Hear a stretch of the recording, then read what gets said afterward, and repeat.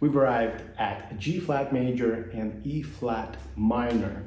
Really pretty tricky set because of the quantity of flats. You really are playing basically every note, almost every note, a flat. So just be extra careful. Let's give it a shot.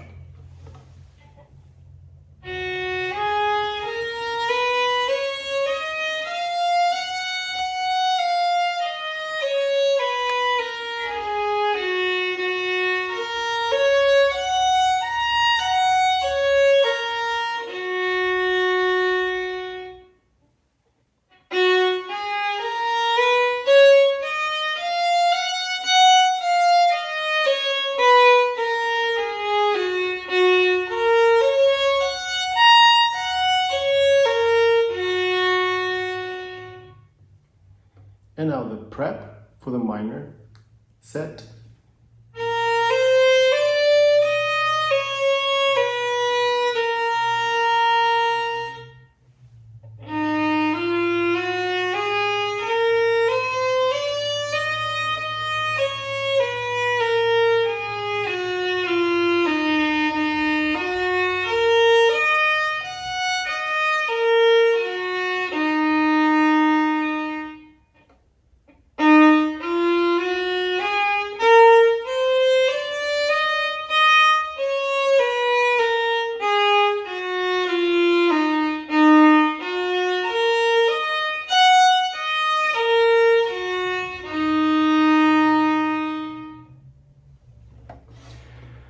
Pretty fun little set, not terribly difficult. If you're following all the previous scales in this book, you should be okay.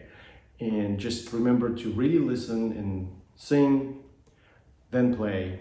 That should also help you get the notes straight with intonation. And of course, make sure you follow the both versions of the bowings, the upper version and the lower version as you play this.